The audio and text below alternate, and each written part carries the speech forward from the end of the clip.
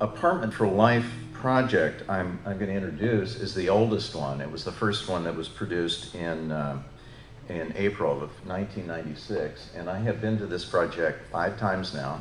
I think I'm the only person around who's really paying a lot of attention to it and watching it and trying to understand how it's changed over time. Even the people who are sponsoring it, there are a lot of nonprofit developers in Europe, in Northern Europe, and they've been doing this for 125 years, and they think it's a good idea, but they don't.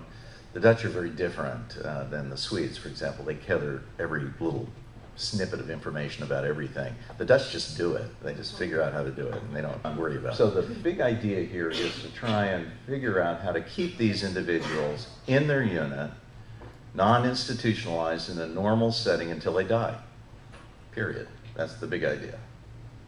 And they've been pretty good at it. The big idea here is to have a setting where individuals can take a meal and can live a life that is simple and straightforward. They also have an interesting philosophy as well, this use it or lose it philosophy, right?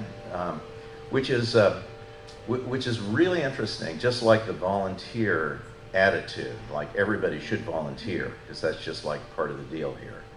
The use it or lose it tagline is really challenging older people to do as much as they can for themselves, right? So they have people, they have geriatric care managers who basically assess individuals. They make sure they don't do things that they shouldn't do because it's maybe too much of a stretch for them, or it's pushing them to do things that might be damaging to them. But they err on the other side. You know, if they err on any side, it's not on over support, but under support.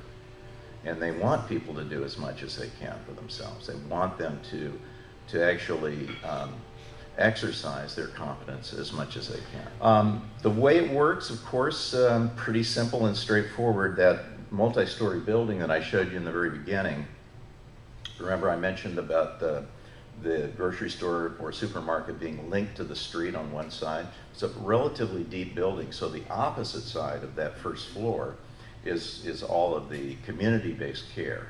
Okay, so that's where you'll find social workers or care providers that, and in this case, not too many of them use cars, but a lot of them use bicycles or they walk, because it's a very high density area of Rotterdam. It's actually right in the center of Rotterdam. It used to be the old hospital in Rotterdam. But what happens is that an individual has a whole series of care assignments. So this caregiver is going to different places in the building. Maybe she'll spend 20 minutes, maybe she'll spend 60 minutes, maybe she'll spend 5 minutes or 3 minutes. Doesn't, you know, there are different things that she's doing for individuals, and they're all scheduled in advance. Then they get together and talk about the problems and the issues, and not only for people on the inside, but also people from the surrounding community as well.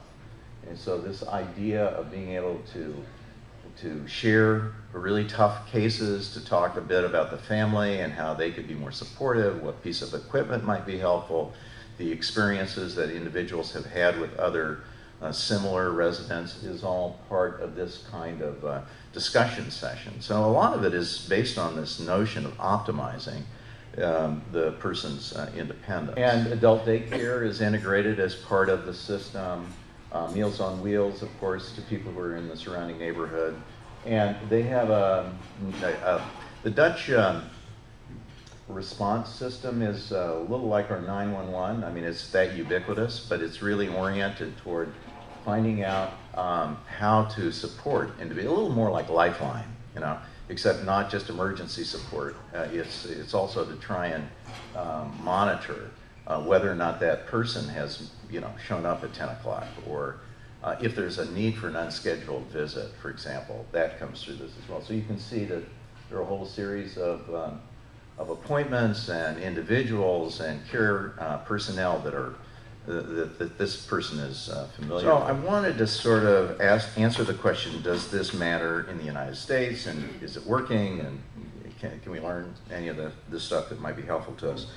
And when I was in Europe in 1999, before I wrote my last book that dealt with these 100 projects, Glenn Fishman who is the CEO for Hebrew Senior Life, which is one of the fancier nonprofit continuing care retirement communities. It's actually, it's like, I don't know, it's like the Jewish Family Services here in Southern California.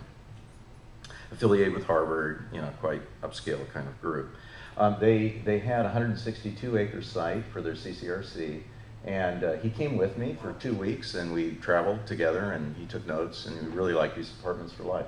So a lot of, this is kind of a complicated thing, I won't describe a lot of it to you, but you know, standard cottages, really interesting villas, maybe I'll say a word about those, apartments here, and then a huge healthcare center, which was a requirement, and assisted living and memory support.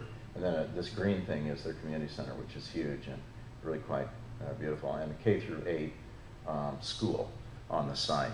But the big idea was to try and figure out how we could implement this apartments for life idea here. And so they did that. And it wasn't that hard to do, which is kind of interesting. They could do it with a continuing care retirement community platform, right? By helping people in their own, not making a big deal out of it, but helping people in their own room for a much longer period of time. No one